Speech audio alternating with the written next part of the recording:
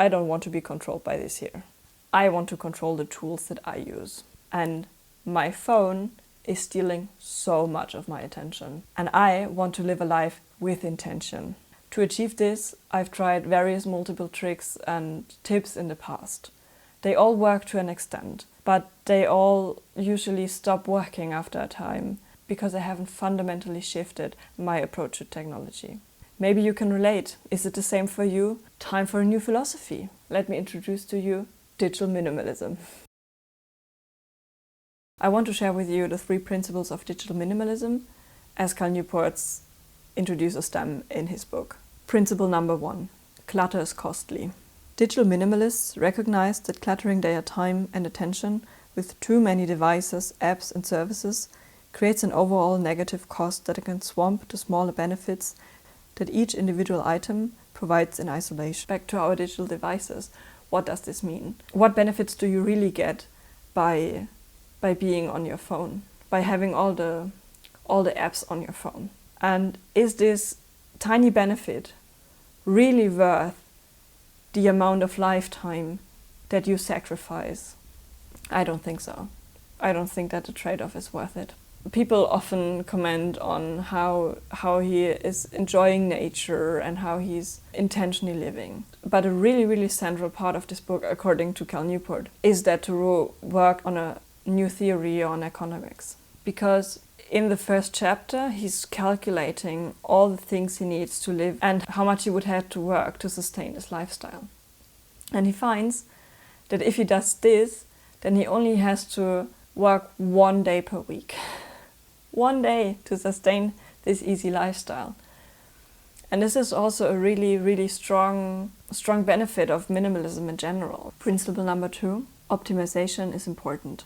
Digital minimalists believe that deciding a particular technology supports something they value is only the first step. To truly extract its full potential benefit, it's necessary to think carefully about how they'll use the technology.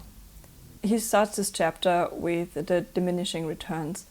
So this is a very basic economic formula, kind of, where it simply says that there's a point where more investing in resources won't give you more output. But before that, some optimizations really can give you a lot. So now it's about optimizing your use with technology so that you get more benefit out of it.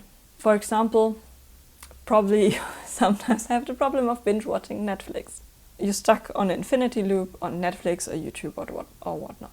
A lot of digital minimalists made it a requirement that they can only watch Netflix with people.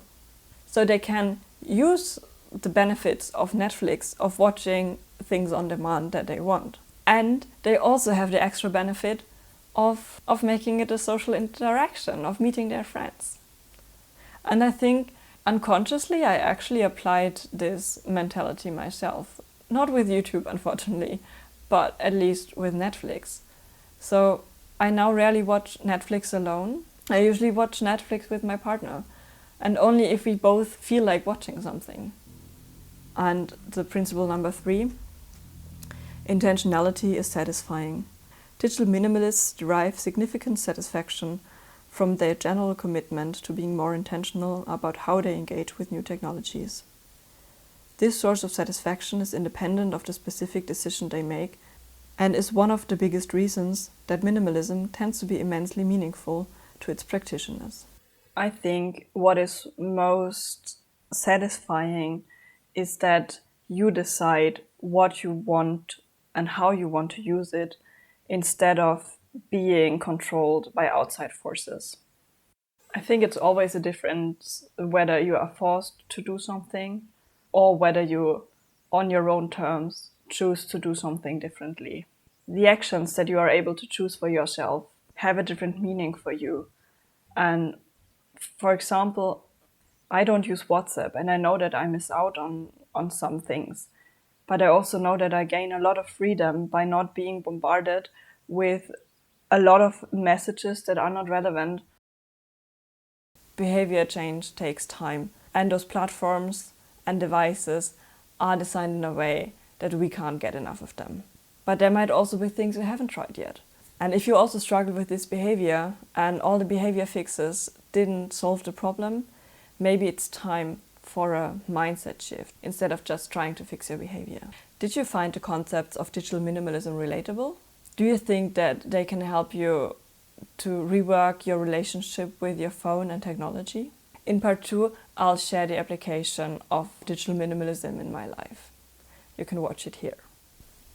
Let this be the last video you watch for today, and then turn off your computer or smartphone or whatnot and go for a walk. I wish you all the best, and yeah, see you in the next one. Bye.